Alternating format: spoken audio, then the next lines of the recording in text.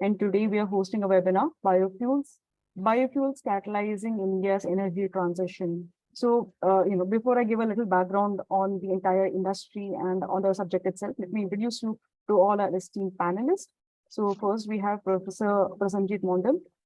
He is a professor at IIT Roorkee in the Chemical Engineering Department. Professor Mondal has over 25 years of work experience, including industrial teaching, research and development activities. He has expertise in energy and environmental engineering areas such as water and water waste treatment, waste to wealth energy generation, biomass and waste separation process, and allied areas. Second, we have Mr. Anandh Mathew. He is the COO and co-founder of Caliche Private Limited. Anandh has handled technology deployment of assets worth more than 200 crores in oil and gas industry with clients like Oil India Limited, Indian Oil Corporation, and ONGC. He began Caliche with the motive to merge the power of biotechnology and the energy sector, driving sustainable practices and transforming the way oil and gas operations are conducted. Third, we have Mr. Shrey Saxena, and he is the director of Growdiesel. So he is a second generation entrepreneur at Growdiesel, and Shrey is an IT engineer by qualification. At Growdiesel, he is addressing climate change by converting waste into biofuel and green energy. His organization has converted over 250,000 metric tons of waste into biofuels. And in July 2022, he received the prestigious Diana Award from the British Royal Family for his social innovation projects. And last but not the least, Mr. Ashvin Patil. He is the founder director of Biofuel Junction. Mr. Patil has over 20 years of corporate experience in financial and manufacturing sector. He has worked in investment banking and equities at ICICI Group, Merrill Lynch, and Phillips Capital, and not only in India, but in Singapore and Hong Kong offices as well. At Biofuel Junction, he oversees the business development, firm's financial affairs, and supply chain risk management. So thank you so much, everyone, for joining us today. I welcome you all again. And before we begin with the knowledge session, so let me give our audience a background on the biofuel industry itself and its presence in India. So biofuel is considered a renewable energy source and are seen as an alternative to fossil fuel, like gasoline, diesel, petrol, which are derived from non-renewable resources. So now, why have we decided to initiate this webinar and initiate a dialogue on biofuels altogether? Last month in September, India held G20 summit in the national capital and announced the launch of a Global Biofuel Alliance, an international platform for sharing best practices, promoting sustainable biofuel development, and enhancing the applications. So a lot leading nations, developed nations, and developing nations will be leading the alliance, such as United States, Brazil, and India itself, aiming to speed up the transition to sustainable fuels while reducing reliance on fossil fuels. And to also point out, India is one of the fastest growing economies in the world, and with that, our energy demand is predicted to grow rapidly in the coming decade. It is because of the urbanization and the fast-paced industrial activities. Hence, it is essential to make sure that there are cleaner alternatives like biofuel available to us and to reduce our fossil fuel dependency. The government of India has also taken several initiatives in the past decade. So such as Ministry of Petroleum and Natural Gas publishes National Biofuel Policy, National Policy on Biofuels in 2018, and amended it in June 2022. And the objective was to reduce the import of petroleum, reduce our dependency on the imported petroleum altogether. And in 2022, the government launched ethanol blended petrol program to mix biofuel with petrol to reduce the consumption of fossil fuels. So there are different initiatives that have been taken by the government, by the industry, so overall reduce our dependency on the import as well as to promote sustainable methods. Now, India must focus on maximizing the potential of biofuels. And for that, there needs to be a balance between the biofuel production, there's food security, promote sustainable agricultural practices, because a lot of sources that are involved in producing biofuels comes from the agricultural producers as well, comes from our waste management as well. So all the sectors through which we can generate different kind of biofuels need the support, need different kind of infrastructure and a lot of policy intervention. So this is what we would like to address in our webinar. And I would like to open our Q&A session with this. So my first question is to Professor Mondal. Sir, if you can provide our audience an overview of the current biofuel landscape in India.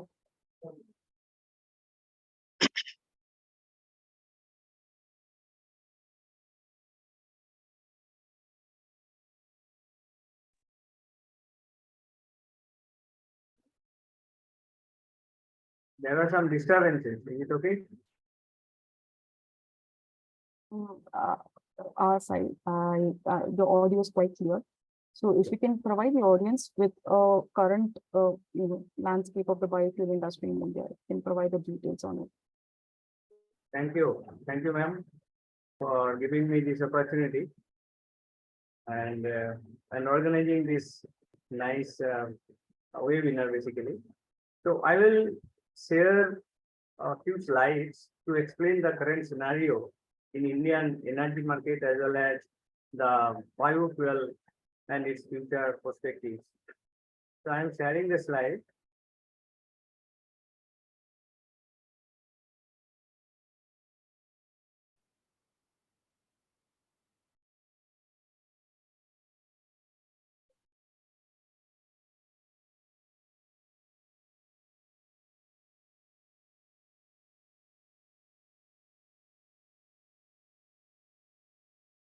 So it is not being able, I am not able to share visible participant screen sharing. Post visible participant screen sharing. So we can explain otherwise. Sir, if you can go ahead without the presentation, that is also fine by us. That's not a issue. Okay. So at first we see the energy scenario in India. So all of us, we know that as per 2023 June statistics, 4,21,901 megawatt electricity production capacity we have in our country. Out of these, 49% from coal, and then renewable is 31%. And it's renewable, if we see, major share goes to solar, that is 62%, then wind, 25%. Then we have bagasse and biomass, combining 8%. If we see, we have 8 gigawatt of bagasse-based electricity production in the country, and biomass-based is 2.5 gigawatt. Whereas we have capacity, the potential we have on the bagasse base, that is 14 gigawatt, and biomass based 28 gigawatt, that is for electricity production purpose.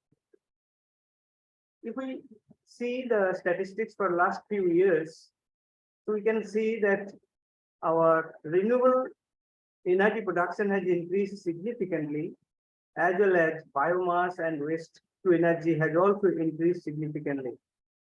In 2017 data, if we can compare, then renewable energy was 17.5% out of the total energy of 3,26,832 megawatt electricity production capacity.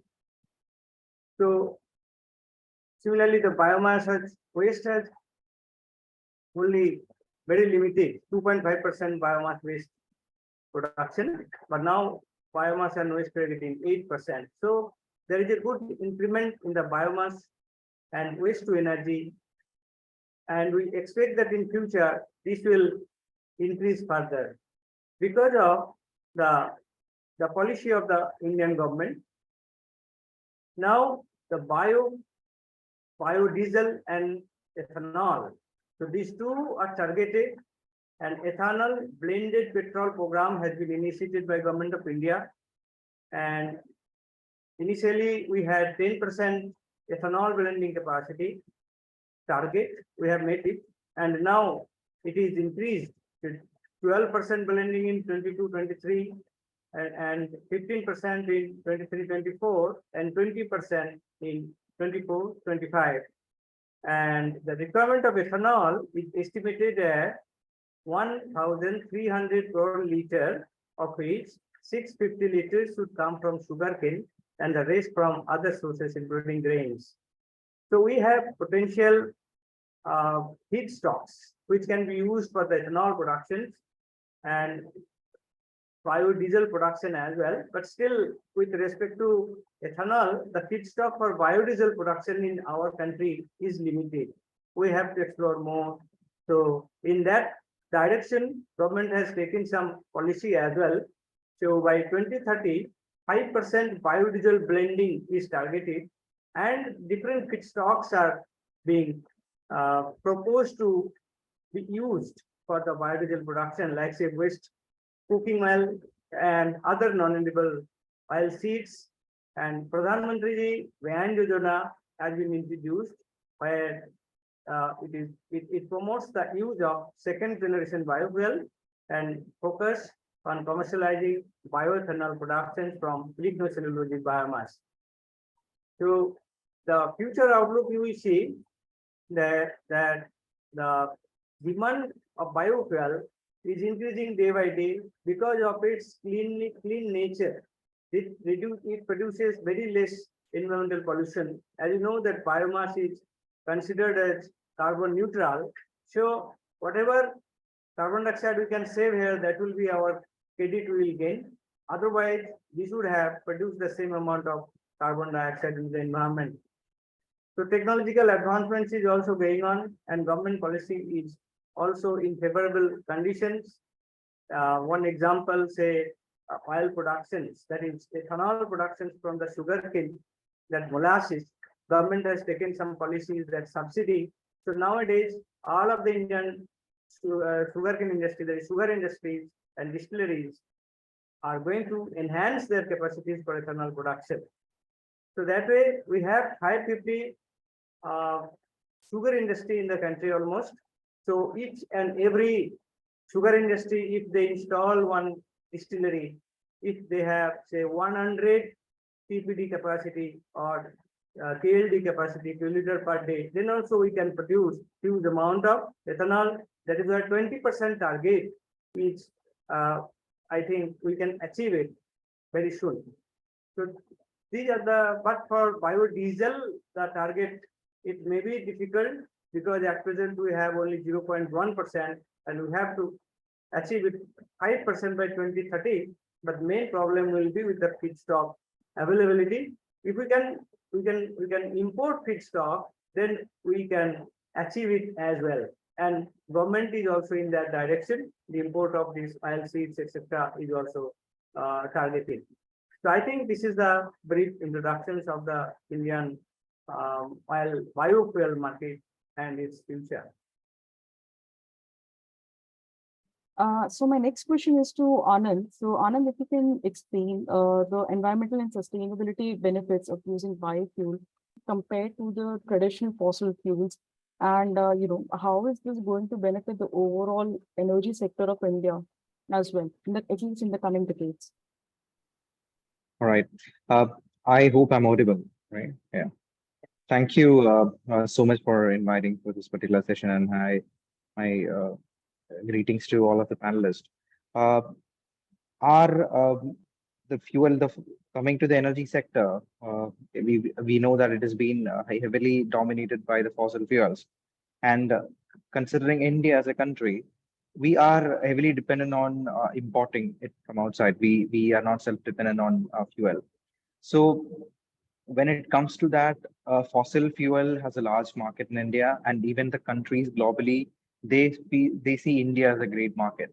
For example, during the time of COVID, there were a lot of countries who were depending on India to sell their fossil fuel so that their economy is stable, right?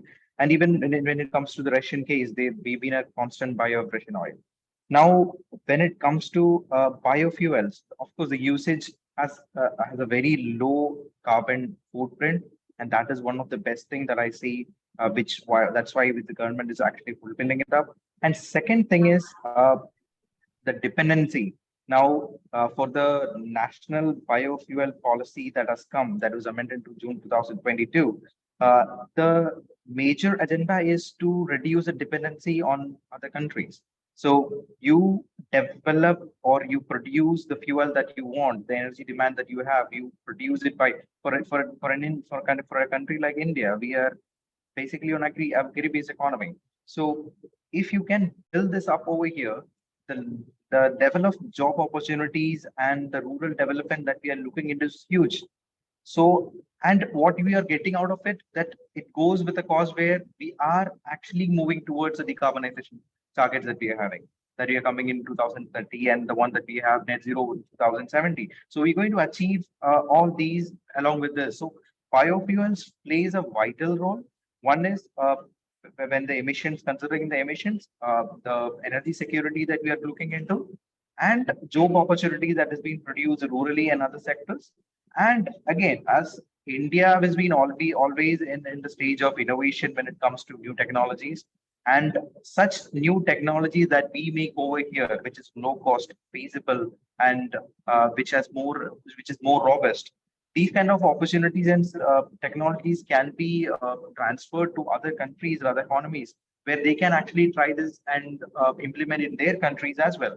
And in that way, India can lead this innovation that we are trying to build in India, because in that landscape, the number of companies who are working in biofuels, if you take the count, it has increased substantially. It has increased quite a lot. And as you see, the blending options has been increased. We reached the blending target before the targeted date, and it is not.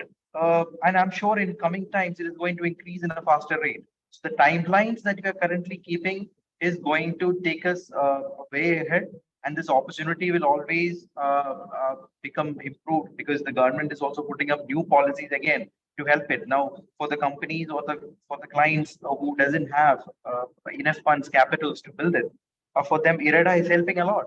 So such support is getting from institutions and financial corporations and government. The industry is growing ahead. And of course, as I said, the opportunity is also increasing. I'm not putting that fact where it will be replacing the fossil fuel industry. It is an addition, it grows parallelly so that the usage can be demanded and we can reduce the dependency, as a policy says, on the other countries for the energy requirement in India. Right. Yeah. Thanks, Anand. Thank you. So moving on to Shrey. Shrey, you are an entrepreneur, and if we see from an industrial perspective or from a business perspective, so how have different government policies, maybe at central government level or state government level, so how have different initiatives helped the sector of particularly biogas to grow in India? And how do you view this industry becoming a leading player in, amongst the other biofuel alternatives? Thank you, Archana, and entire panel. I am very grateful to be here. So I'll divide your entire question into two parts. Number one, I'll be talking about how it all started. So in 2018, there was a major policy that was released by the government, which was called National Biofuel Policy 2018. Now, if we see in that policy, a lot was mentioned about ethanol and the benefits of ethanol being mixed with petrol. Now, since 2018, now we are sitting at 2023. There has been a tremendous rise in ethanol projects. Now, coming to biogas, specifically bio-CNG, if I have to tell, last year, when this war broke out, the Russia-Ukraine war broke out, there was something very interesting that happened, and that was that the entire European Union, which consists of 27 nations, it took side of Ukraine and they went against Russia. Now, interesting part here to note was that Europe's 1/3 crude oil and gas demand was fulfilled by Russia. Now, when the European Union decided to go against Russia, they decided to stop the supply of crude oil and gas. And the result, the price of energy went up by 10 times in certain parts of the continent. So when we are dependent on any other nation for our fuel and energy requirements, it puts the entire nation at a great risk of external influence. Now, if we are talking about bio-CNG specifically, Now, there has been a tremendous rise in bio-CNG, specifically after February 2023 this year. So there was a big energy transition summit that happened in Bangalore. And the fundamental discussion of that energy transition committee was that how our country can get better at large scale bio-CNG projects. And in that, a direction was given to the sugar industry that they have to install these bio-CNG plants because they are very rich in feedstock. So like Professor Mondal was mentioning that there's a huge feedstock problem when it comes to biofuels. Now, when we are talking about the sugar industry, they are surplus when it comes to feedstock. So like they utilized their molasses to form ethanol, they can similarly utilize press mud to generate bio-CNG. So there's a huge scope when we see sugar industry specifically. Now, why I feel that the biogas will lead this revolution out of all the biofuels is because of few fundamental reasons. And number one being that India is an agriculture country. More than 60% of a nation is directly or indirectly dependent on agriculture. And we being an agriculture country, we produce a lot of agri waste, which gives us a tremendous opportunity to produce biofuels from that agri waste.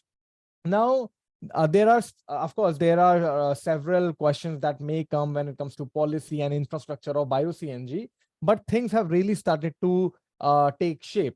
And like you mentioned that specifically after G20, there has been a tremendous rise in the kind of inquiries that we are getting. We are seeing a dramatic shift that how the entire sugar industry is very, very bullish on bio-CNG sector. So I feel that for any country to be truly independent, we have to be independent when it comes to our own fuel and energy. And like sir also mentioned that currently more than around 60% of our renewable energy comes from solar.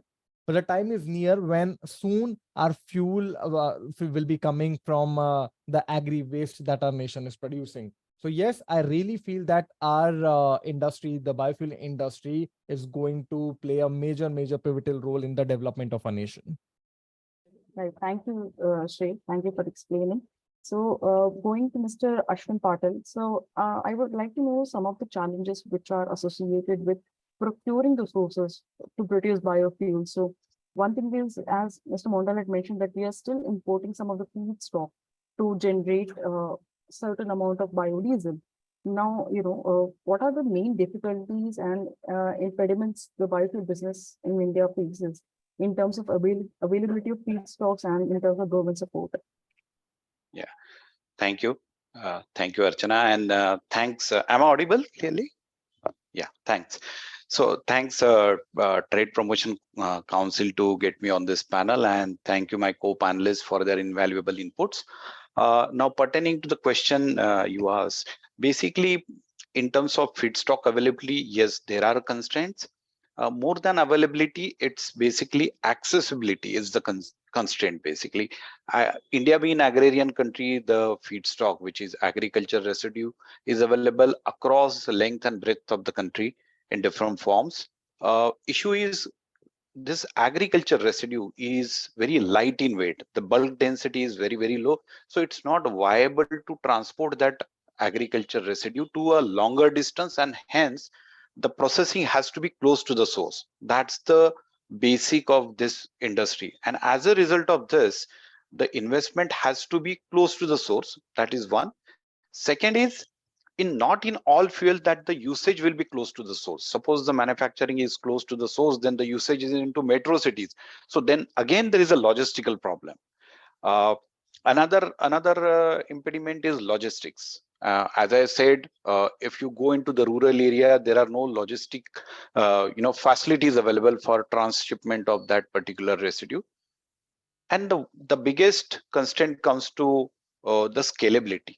So what happens, because of the bulk density being very low for the agriculture residue, none of the facilities can be viably scaled up. If I have to put a plant near agriculture, the source, then the quantum of residue which I can procure viably can be only from a distance of 30, 40 or maximum 50 kilometers, beyond which the transport cost of that residue becomes more than the original feedstock. So because of this constraint, the feedstock, when we say that the feedstock availability is a constraint, it's this constraint of viability and not the availability. So as I mentioned in the beginning of my statement, that accessibility is an issue, not the availability. Availability is there pan India. Now these are some of the issues when you ask me about the feedstock availability. So yes, there are constraints, but there are solutions, like in terms of solid biofuel, where we particularly Biofuel Junction as a company deals mostly in solid biofuel, which are called briquettes and pellets. These are basically made by densification of agriculture residue and utilized in the industrial application like boilers to generate heat, and they replace fossil fuel like coal, furnace oil and diesel. That's what we do.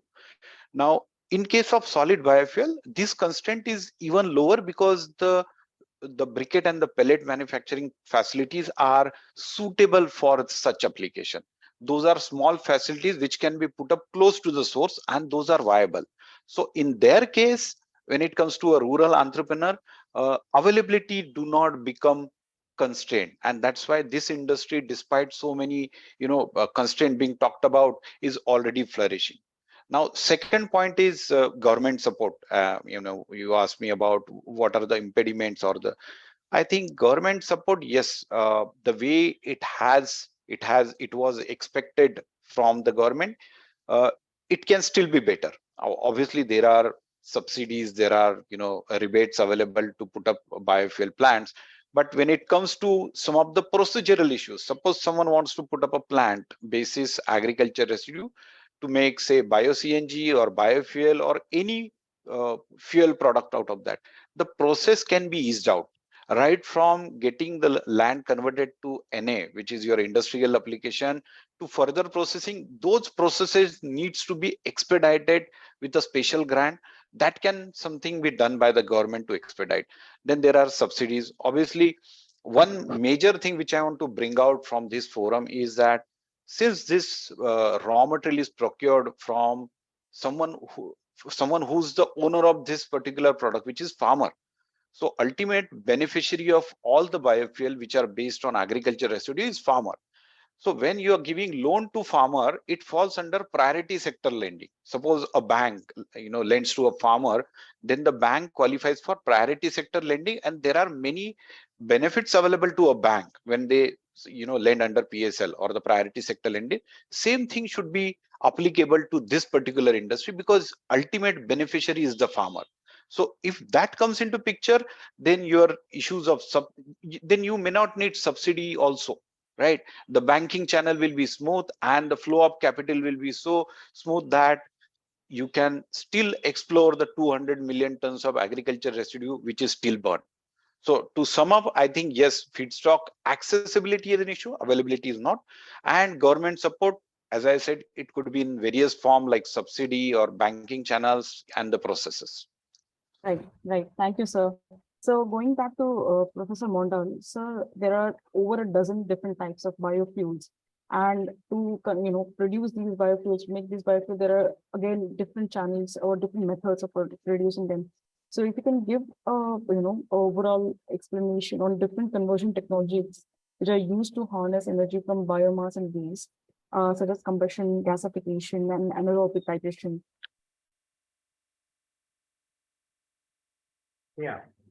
So if we think about the procedures or the methods for the energy production from the biomass and waste, so we can see that there are some chemical routes, there are biological routes, and thermochemical routes.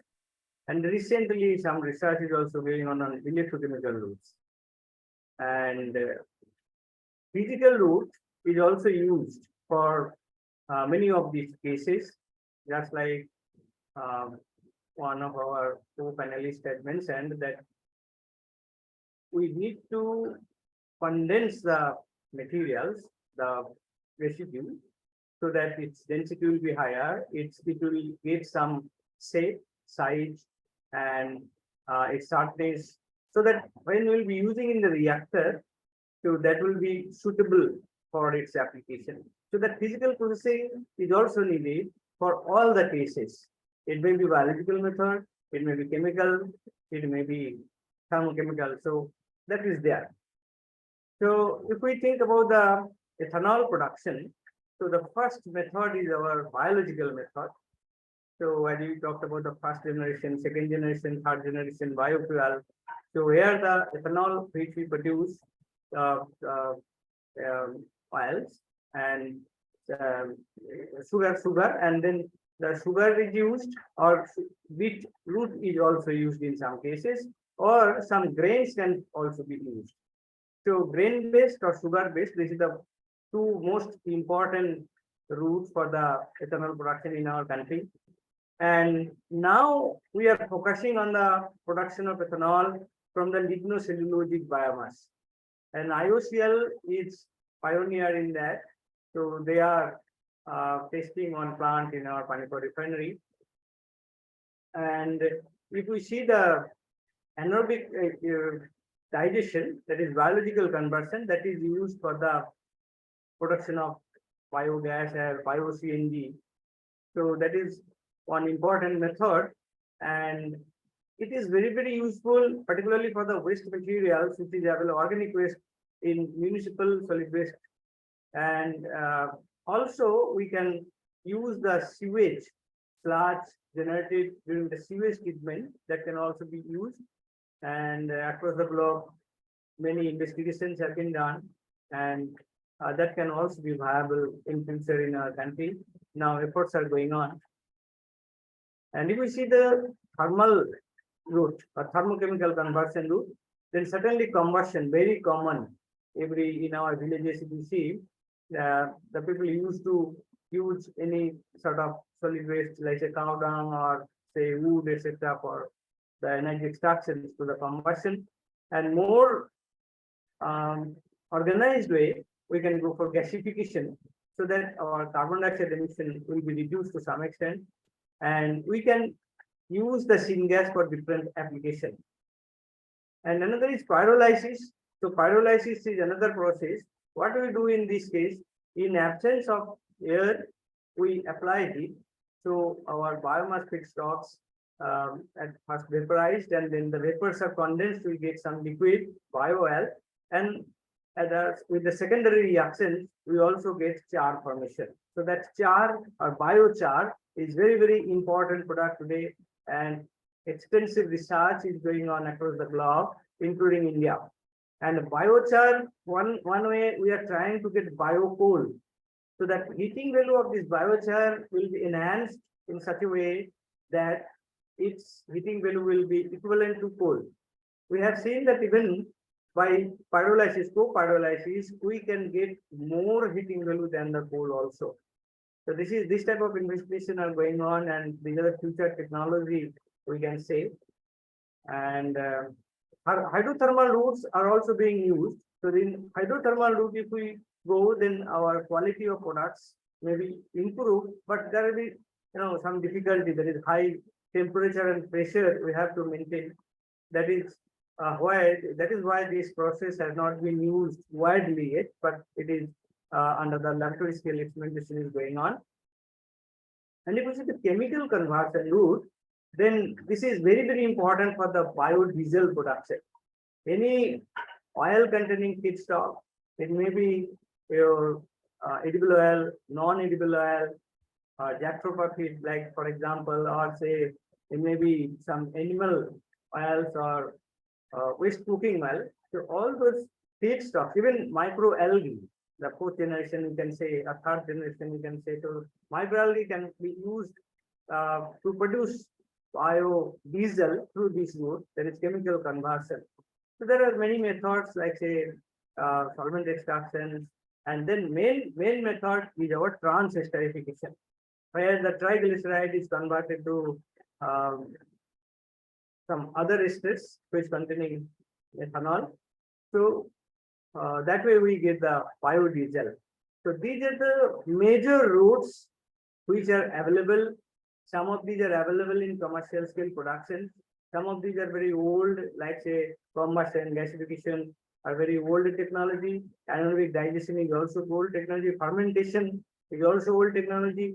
Very recent technologies are also coming up, that pyrolysis, biochar, biocoal production in future, and solidification and densification of the biomass, then pellet formation. That is becoming very, very important, because we are targeting to exclude the use of coal. Coal will be replaced by the biocoal. So that is the objective. So these are the different methods we can use for it. But pre-treatment or physical conversion is very, very important. That pre-treatment or sometimes chemical pre-treatment is also essential, particularly for biogas production. Depending upon the feedstock, if our feedstock contains, say, lignin or a very complex type of compounds, we need to separate the lignin from the feedstock first, because lignin is not biodegradable and complex compound has to be broken down, and this is done through the hydrolysis, and then specific types of microbes are used for that purpose. So that way, we first convert these complex compounds, maybe lignocellulosic biomass, to simple sugar, and then that will be converted to ethanol, butanol, etc. So these are the different routes which we can use. And if we think about the sludge to biogas production, that sewage after treatment in the water treatment plant, we can get sludge, and that sludge will be having higher organic content, and that can be again hydrolyzed, and biogas can be produced from that also to the anaerobic digestion route. So these are the different routes we can follow. Right, right. Thank you, sir. Thank you for sharing the different routes. So Anand, what I would like to know is, what are the technological advancements that have been brought in to produce different types of biofuels? And I think some of the audience members have asked, to give some insight on production of biodiesel. So, if you can tell us about the recent developments that have happened in producing different types of biofuels. Okay, so I think Professor Mondal has already answered almost every point of it. So I am left with just taking his reference rather than nothing else. So I will just I'll put a few notes on two of the technologies that is already there. Now, when it comes to biofuels, when 2G ethanol is booming at this, and it's down phase, and it's in India. India is developing new avenues where this can be implemented in a larger level. So that is happening, and that is one way. I would say that is one technology that is keep evolving over the time. So 1G, 2G, and 3G. So it's evolving over the time. And the second thing I wanted to mention is the celluloid-based one. It was a very huge success in US. So they've been doing it for pretty long time, and the advancements that they've been doing. I mean, that again, it's dependent on the feedstock. They're available locally for them now, but the technology is quite advanced, and that technology can be a replacement for the kind of conventional technology we've been following for the past years. That those advancements can be used. So celluloid is another one. And in coming to biodiesel, as such, when you say biofuel policy, as such, we do have biodiesel and biofuel as well. Now, biodiesel doesn't have that much of stress, since the process which is involved in the biodiesel production is a bit complex. And when it comes to biofuel like bioethanol, it's simple. It is less complex. So I'm just taking note from Professor Mondal. The technology that currently, the recent technology that is bringing up is celluloid is one, and second, the advanced stages of the ethanol production that is happening. Those are the two areas where currently things are happening, and I believe as the time passes on, new technologies will be coming up, and basically it would demand a drastic transition from the conventional technologies that is already there. And as Professor Mondal mentioned, it is all again about which kind of feedstock that we are actually looking into, because India is a very diverse economy, and when it comes to different feedstocks availability. So as Mr. Patil said, the procurement and the sourcing of this material, that is again a different thing. So the technology will depend on that as well, that front as well.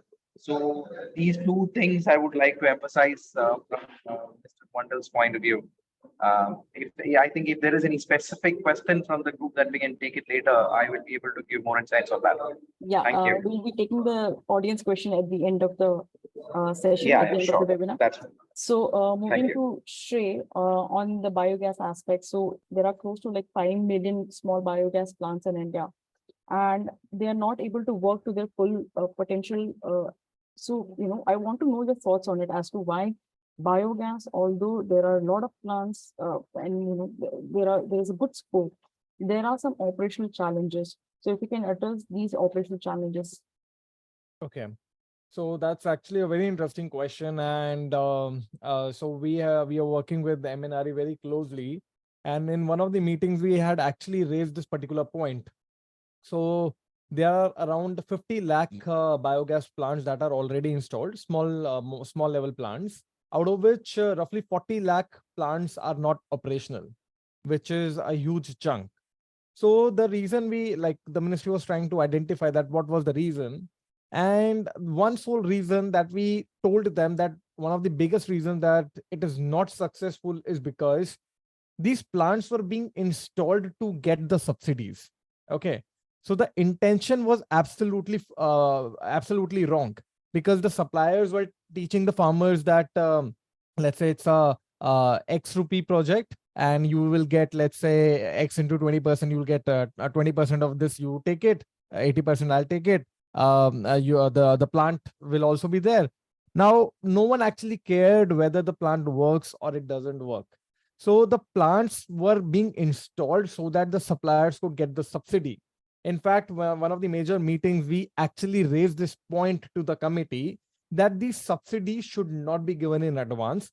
Rather, these subsidies should be production linked after after an evaluation period. And it actually happened. Now, if we are talking about the subsidies, those are production linked subsidies when we are specifically talking about biogas plants, and that too large scale plants. So there's a subsidy of up to 10 crore rupees if we are producing 12,000 kgs of bio CNG every single day. But we get that after 1 year evaluation of the plant. So if the intention is right, only then the plant will work. Now, coming to the other operational challenges. So these were, I feel that these are more of policy challenges. Now, coming to the operational challenges.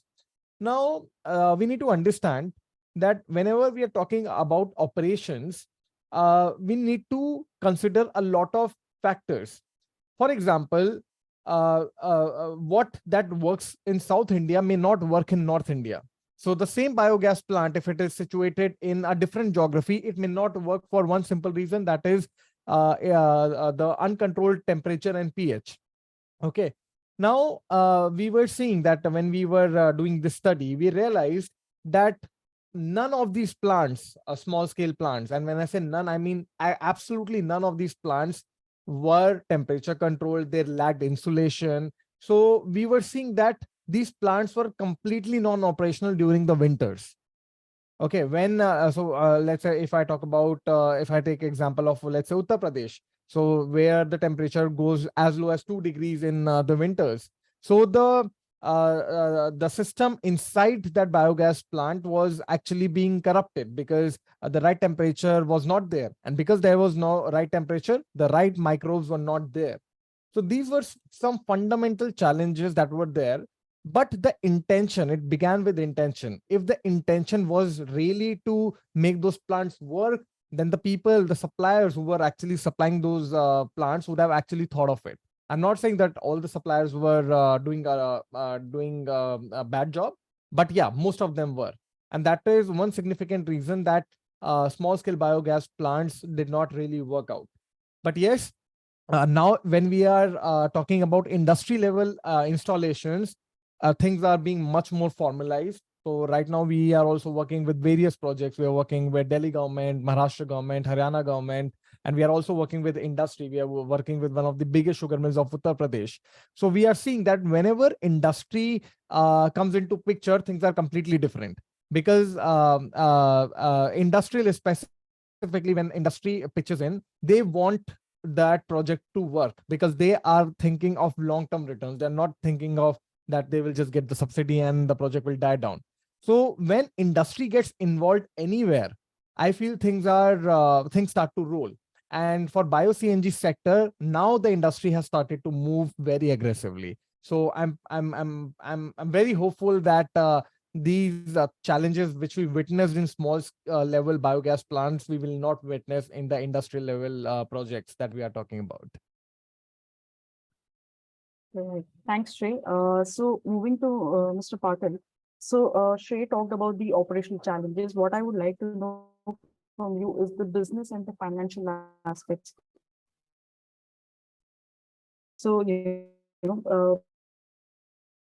building the infrastructure for the or investments, the profit margin may not be immediate. So what do you think about the financial effects of producing Thanks, biofuels? Archana. Really interesting question, and I can basically throw light on this because we also manufacture biofuels. We are attached with CBG players where we supply the and I'll go by each segment. I mean, as you know, biofuel we can segregate in three: liquids, solid, and like the gaseous one. Now I'll come to solid in the end because I have like more experience in solid than liquid and biodiesel. So see, market is a great leveler, right? And market tells you what is viable and what is not. So what is going on everywhere is viable. Now you just talk about biodiesel. Biodiesel, I think everyone is focusing on biodiesel, especially 2G technology and the new technologies. So far, as our experience is showing that there aren't too many biodiesel plant which have come up. Maybe they are facing constraint in terms of technology of production or the viability, right? So Praj has taken few steps in terms of developing the technology or the culture for the biodiesel, or some of the large players like IPCL, the oil marketing companies have dedicated capital in production of biodiesel, beyond which we have not come across any viable plant running where we can supply that agriculture feed waste. So there I clearly see that the investment is huge vis-a-vis the viability we are yet to be established. That's my experience. Obviously the co-panelists have bigger experience in that area. Gaseous fuel like the CBG. Now the buzzword here is CBG. After the Bio Alliance, everyone is talking about CBG. Adani, Ambani's of the world, basically every large player is wanting to get into CBG. Now CBG, I see clearly 2-3 issues. One is, although the model seems to be viable, and that's why so many plants have already been announced, lined up, we have tied up for sourcing of the feedstock, which is agriculture residue, to all of them. The problems which are still unsolved are like this. One is whether that bio-CNG plant will get raw material at that specific price in that quantum, because ultimately the feedstock, the CBG production is linked to a certain price of input material, which is your agriculture residue. Everyone has basically planned certain price as of input price in their projection. Now just to take you back in the past, many biofuels based biomass based power plant are not running. It's simply because they build the cost of input, which is solid biofuel agri residue, at maybe 50 paisa or 1 rupee per kg. And those days are gone when you can get the raw material at that prices, because the PPA was derived from that. And that many locations, those plants are shut and non-operational. Now here again, the viability of CBG is linked to the biggest factor, which is your input cost price. So that is one issue, because as I said in the beginning, the longer you go, higher is your input cost because of the logistics and the transportation cost. Second is infrastructure cost. Yes, there are many players, there are many schemes, global players, everyone is interested to put up a CBG plant. Yes, and it's viable. Another issue faced is the transportation of CBG. If it's not close to the user base, then you are spending more on cascade and less on the gas. I'm sure my panelists can approve to that point. And third point is the residue, the slurry which comes out of the CBG digester. Although the usage of that slurry after dried can be used as manure, But when you get that slurry in the quantum of say thousands of tons per annum, where will you dry it? Where is the mechanism to put that slurry? Because if you are carrying that slurry anywhere, you are carrying water. So again, you are spending money on carrying water, which is of no use there. So these are practical aspects of CBG, which I think would be, and for any product, I think going forward, the viability pointer will be the end price of the product and not saving on the input cost, because input cost with over a period of time has to go up, be it transport, labor, electricity, or anything. It has to go up with inflation. So what needs to be focused on is the end product price, whether my CBG price can go up, my biodiesel price can go up, and it is linked to the competing fuel, which is fossil fuel, or there is an enforcement by environmental agencies to forcefully use the clean fuel. That is where the viability. Now coming to the third one, which is solid biofuel, as I can see, it's already viable. There are so many plants are up and running simply because solid biofuel, briquettes and pellets are still 40% cheaper than your fossil fuel. When I'm talking about fossil fuel, it is furnace oil, or even the LNG or the PNG and the gaseous fuel. So there the viability is still there because you still are 40% cheaper. Now, when you compare with, say, Indonesian coal, which is another fossil fuel where the solid biofuels compete, either it is at par or last year it was again 20% cheaper. So there again the input is again established. There also you have input cost pressure from the feedstock, but the manufacturing cost pan India for solid biofuel is established and it's unlikely to go up. It's an established technology. There is no technological challenge in making solid biofuels. Only the input cost varies, and the same can be passed on to the end user. So taking all these three, and answering your question of infrastructure and about the financial effects of producing biofuel, solid biofuels are viable. That industry is up and running for last 15 years profitably. And another boost which it has got is in the form of co-firing. All the power plants in India have been mandated to use 5% biofuel along with coal, and that demand is yet to be fulfilled. I think NTPC might not have got maybe 2% of the entire biofuels demand. So in a nutshell, I think yes, financial effects of producing biofuel, solid biofuel proven. CBG, I think will prove it, because as the technology matures, yields go up, end price go up. I think it will. Biodiesel, I think I'm not too qualified to comment on that, but yes, I can see some of the constraints. Okay. So we are in the final round of our question and answer. So one final question to Mr. Prasenjit.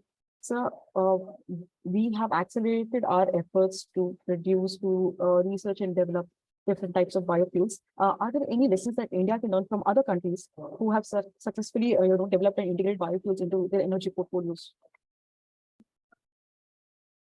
Yeah, thank you, Archana. Very nice question, actually.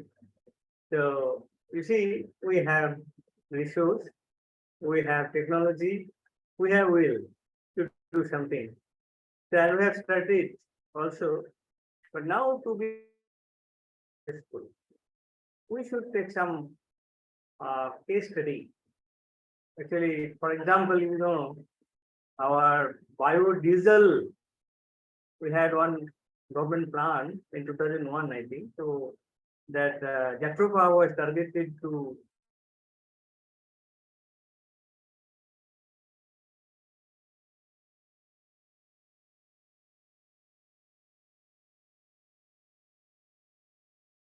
Hello. there were some factors which we are not able to anticipate. So Professor Mondal, I think you got disconnected in the middle. So if we can restart the sentence. am I audible now? Yes, sir, you're audible now. Yeah. So what I say, it is very interesting question actually. So we have our feedstocks. So we have our will to produce more energy from this biomass and waste. We have technology, but it is always better to have some case study. So where which nation they have already producing the bioenergy, so that if we see and analyze critically, that will help us. So if we see across the globe, then the bio energy or biofuel production countries, the top one is Brazil. So if we see the Brazil, what is the statistics? So in Brazil, they have your 84% of total energy production from the renewable sources and only 16% from coal, gas, oil, and nuclear. So because of this huge availability of renewable sources, in 1931, they had target of 5% ethanol blending. And 2021 and 2023, they have targeted 27% ethanol blending in petrol. And they have achieved it because of this availability of feedstock. What are the feedstocks available? Cane sugar. So the world's largest cane sugar production country is Brazil, that contributed 37.6% of the world's total harvest area in 2019. So we also have 18.9% of global sugar production capacity. So we have also good potential to produce more ethanol from our sugar industry, which we have not yet exploited. So that is a good point for us. We can explore this and we can produce. So from Brazil, we can take this lesson that sugar industry can be a source for our ethanol production.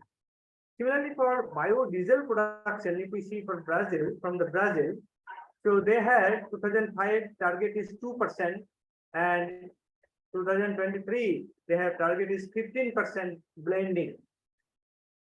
They are able to do it because of the availability of soybeans. So largest world producer of soybeans that is full of lipid and good source of biodiesel. Certainly there is an issue whether we will go for the biodiesel production from soybean or it will be used for food. So food versus fuel, that issue arising, but they had that and they managed to do it. But here India we lack here. We do not have that much feedstock containing very high content of lipid, which can give us biodiesel.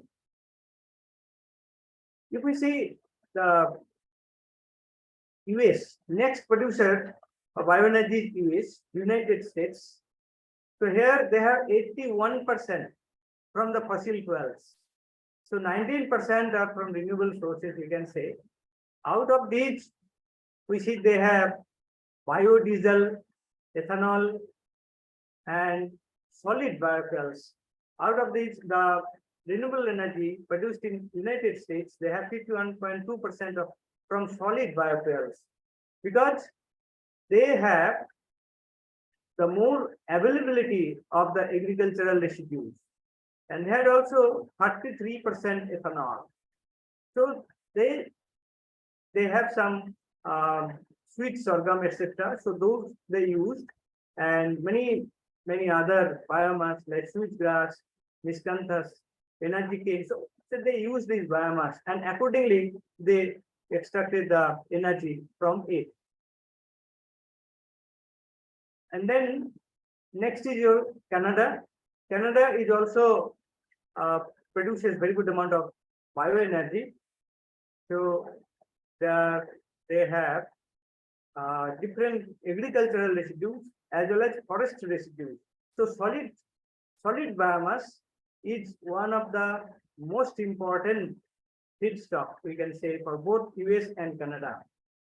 So in India also, we have huge amount of solid biomass and residues, some forests as well as agricultural residues. So we can take lesson and we can strengthen our capacity for the utilization of solid biomass, that is pelletization, which is going on in last few years. Government policy favors and good investment is coming up for this pellet formations and co-firing, etc. So we are taking this case study and getting success. If we think the next is Thailand. So Thailand also the energy mix that consists 30% biomass, 25% hydro, 24% solar and 13% wind power out of its renewable energy mixes. So depending upon the industrial and agricultural waste and residues, rice husk, bagasse fiber, and palm cell, they have produced these different types of energy. So that way also, we are also going in these directions. China produces bioenergy only 1% with respect to its total energy consumption, but 1% of China's energy is huge in amount. So its energy consumption is so high. So because of the availability of again the food grains, that is corn and wheat, they have used, they have the major food feedstock. So and got success in ethanol production. So similar way, we are also taking the decision that available feedstocks which is available in our country, we should focus on it first, and then we can go for import as well. And if we think that Germany has also some bioenergy production facilities with more than 70% coming from fossil sources and 6.2% from nuclear and 16.1% is from renewables. And out of these renewables, biomass is only 8.7%. So not much, but it is 8% is total with respect to total. So 55% of renewable energy is from biomass. And if we see the energy production in Germany, so we see before 2018, they had some biogas production, but now after that, the use, if we see that the production has increased, biogas production has increased significantly, along with ethanol and your biodiesel production. So we have to think about that way, that what feedstocks we are having, how we can easily process, economically process, and what policies we should take. Because all these countries have taken similar type of policies, like say they have emphasized on the waste to energy generation, they have incentives for biogas production, for energy production from the biomass and waste. They have taken different policies, subsidies, etc.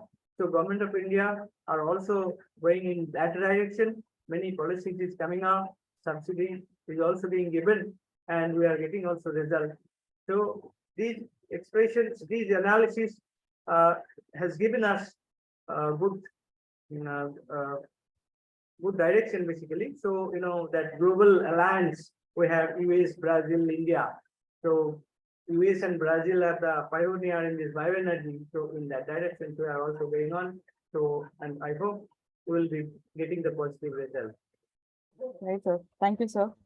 So before I, take my next question to Anand on the Global Biofuel Alliance, I just want to quickly ask Shrey on the, how biogas can be a model example of circular economy, and how do you envision the role of biogas evolving in the circular economy in the coming years?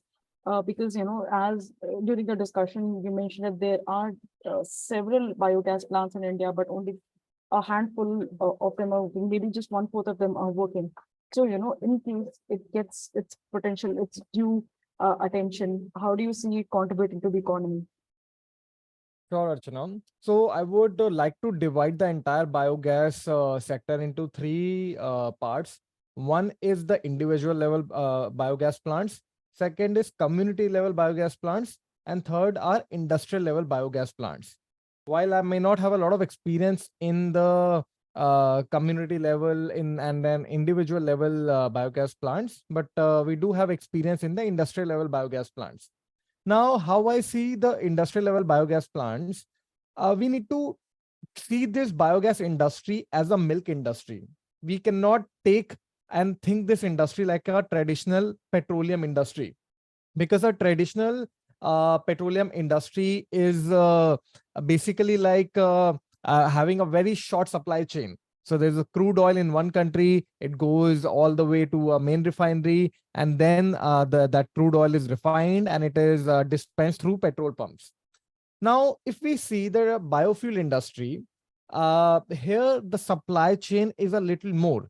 like Ashwin sir also mentioned about the feedstock and the transportation of that. Now, if we compare our biogas industry with the milk industry, it will go hand in hand. So just like milk is collected at decentralized level from a lot of farmers. Then it is brought to the chiller. Then from chiller, it goes to the main processing, and then it is packaged, and then finally it is dispensed. Now, why I am highlighting the milk business is because India is one of the biggest, I would say, probably the world's largest exporters of milk, if I'm not wrong. And milk is a perishable commodity. It's a perishable product, and it has a shelf life of 4 hours. So when the milk is procured from that farmer to it goes to the packaging, it has a life of just 4 hours. And what our country has been able to achieve in the milk industry is truly phenomenal. Because in India, in a lot of places, the road infrastructure has not been up to the mark. The electricity has not been up to the mark. But despite that, we have been successfully able to give birth to a very big milk industry. Now, similarly, I see biogas industry exactly like that.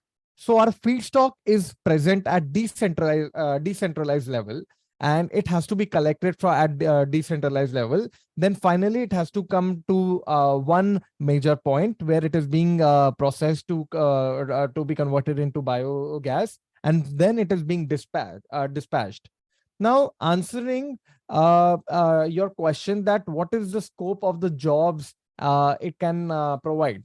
So I see that it has a lot of scope to create ecopreneurs. So this is a term that someone coined, and we really liked it. That just like in milk industry, every farmer is basically an entrepreneur. If we see at a very small level. So exactly like that in biogas industry as well, there's a scope for a lot of ecopreneurs at very decentralized level. So they cannot be, I would say that they cannot be, in India, if we talk about the petroleum business, we have around 8 to 10 main refineries where the oil processing is being done. But when we talk about the bio-CNG refineries, they need to be at decentralized level. So there cannot be one company who's having one major big plant who's taking care of the entire nation, but there have to be multiple, probably thousands and thousands of decentralized industrial level plants that will cater to a particular district or a particular block in that particular district. So this is how I see that this industry has a lot of opportunity to create ecopreneurs. So that is how I would like to sum up the entire discussion. Right. Thanks, Shrey. Going to Anandh. So Anandh, the Global Biofuel Alliance was announced a little over a month ago. So, what does this mean for India, and, what does this mean for the future of biofuel industry in India? Yeah. Thank you so much, Archana, for the question. I was worried actually you will ask me this question right after Professor Mondal, because again he answered half of it. So coming to that, I will first mention about the reasons why this alliance will create a lot of opportunities in India. Now, coming to the reasons, there are a lot of challenges that is India is facing in terms of biofuel. For example, that already panelists has been mentioned, the supply chain, and that is not there, and the transportation of the thing that is costly, and the sourcing of materials and everything, those are different. And when it comes to celluloid, the problem is pre-treatment. It is actually 1/3 of the total cost of the celluloid process, which is not economically feasible. Basically, you are making a fuel which is more costly and that its production cost. Now, these are the problems, and now these problems cannot be catered if we are trying to find a technology within the country itself. So we need to depend on the existing technology that other countries provide. For that matter, when you talk about ethanol production, Brazil has been doing it for a long time. So they're far ahead than what we are currently when you think about the technology advancement. And when it comes to celluloid paste, USA has advanced technologies. So coming to GBA, it is actually an opportunity for India because we've been always a consumer now we will be a contributor towards, we will become a contributor as well. So that is one agenda, that is one good thing that will be happening, and our G20 presidency will have a lot of impact over the time. And I have noted a few things that I would like entirely, I've brought it into like 5-6 points about it. I'll just briefly take you through there. First is the implementation of sustainable biofuels. That is an important thing that GPA would be facilitating. So sustainable biofuels will actually give more importance to new technologies that will be coming. Because sustainability is the key currently, and all these things are happening. And I'm sure when this alliance will give a lot of collaborations, inter-country collaborations will be there. The companies, more investments will be coming here. So that actually will work. Second is the capacity building that is important. Now, capacity building, when it is not just about building infrastructure or something, it is about the correlation or the coordination that the government entirely gives with the entities and stakeholders that is involved. So capacity building will be more efficient. And then a virtual marketplace, that is one vision that they have. That is currently the demand and supply is not mapped anywhere. We don't even know, because we got numbers. You go to 10 different articles, you will get 10 different numbers. So there is no particular mode of mapping that is. So demand and supply mapping can happen during a virtual marketplace. That is important. And again, last but not the least, it is the regulations and the policies. Now, when we are in the alliance, we will be concurring with the international standards. So now the international trade, you can incentivize the companies who is going to take the biofuel alternatives, or maybe when they are into biofuels, they can use those benefits internationally as well, because we will fall under the international standards category. And apart from these, finally, low carbon technology, since India is talking about a lot of low carbon technologies. So this is a low carbon technology. Even though I am from the fossil fuel thing, I do I do believe the fact that it is very important to have this thing. We are into the biotechnology. We are the leading industrial biotechnology company in India.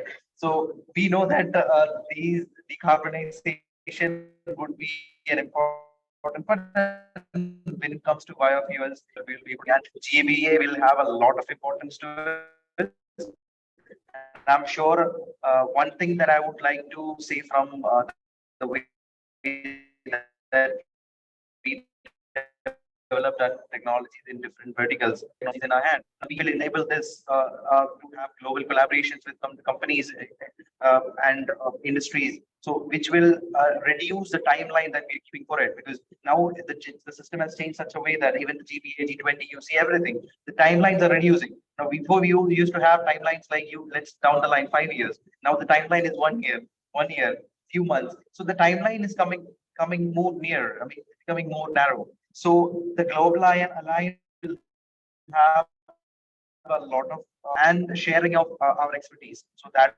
would and moreover,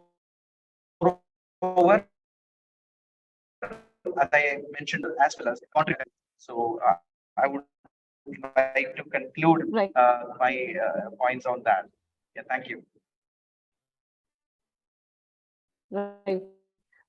So just one final question to Ashwin. So, what we should see points in the coming decade, and because the production itself takes up some financial chunk from it. The profitability is also an issue. So in the future, what kind of competition can it give to the fossil fuels that are available in the market?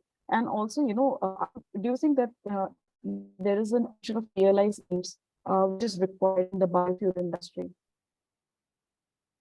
Thanks, Archana. I think asking 10-year view on biofuel viability is a very big task. But yes, I'm very, very certain that leave aside 10 years, in next 5 years, 5 to 10 years, all biofuels will be at premium to fossil fuel without any support. One reason being the global enforcement of net zero transition, environment. These factors are compelling all users across the globe, governments across the globe, to ensure that participate in the industrial system move from fossil fuel, because that is the reduce your carbon footprint. You do whatever solar, other things. This is one way of on renewable green energy, but that cannot stop running a boiler using coal, which emits so much of carbon dioxide and SOx into the environment. That has to stop. That can stop by ways using only the green fuel. So if you ask me about 10 years perspective, I think biofuels will be at premium to fossil fuel with or without a PLI schemes. Yes, if you want to expedite that process, yes, there will be support which is required from the government in various forms. If I again take the biofuel category individually, if I talk about say biodiesel, yes, that is as of now very capital intensive because the technology has not been commercially viably established, right? If you want to go for a 2G refinery, the kind of investments, it's only the likes of IPCL or BPCL or those who want to subsidize for that cost can do. Not a common person who wants to run the business for profit can do it. So yes, their government can help that perspective with PLI. Coming to the gaseous fuel, the CBG, I think there the investment quantum is not huge because it can be done from 5 crores to 15 crores, which is manageable by any industry. The government support there required is on the evacuation of CBG. Once you produce the CBG, then if that utilization happens near to the source, then you are a winner. Your plants are viable from day one, because the quantum of feedstock required to run one CBG plant is available at any location which can be shortlisted. Yes, on the usage part, people are bothered about whether there will be a pipeline or how long I have to transport the CBG to make it viable. So I think that part is something very difficult. Now the third, which is solid biofuel, I don't think that you require, because the investment is not so high, you don't require a PLI scheme there. But yes, a government intervention or government help can be required to basically expedite the co-firing. So government has mandated co-firing of agri-waste fuel along with coal in their power plants. There the investment is high because the requirement of that fuel is such that you need to put multiple equipments, costly equipment to make that fuel. Their government can subsidize those equipment because it is going ultimately for power which is used by the entire India. It's not a specific industry is using. So overall, I think, yes, I have specifically highlighted where PLI can be beneficial, which part of biofuel it can be beneficial. And about the price competitiveness, I think from day one, I'm very much convinced that this is the future.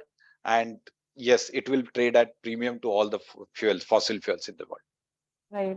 Thank you so much, Mr. Patil. This was a lovely and perfect conclusion to the webinar. Thank you everyone for joining us today. We have quite a bit of questions, but we are also, we have exceeded the time. So all the specific questions that we have, we'll send it to our panelists. If you have any additional questions, please mail it to me at archana.rao@tpci.in. So we'll see all our attendees in the next session. And meanwhile, thank you so much to all our esteemed panelists for joining us today. And, see you guys soon, very soon in another collaboration. Thank you all. Thank you very much. Thank you. so Bye. much. Please take care. Bye. Bye. Bye. Bye.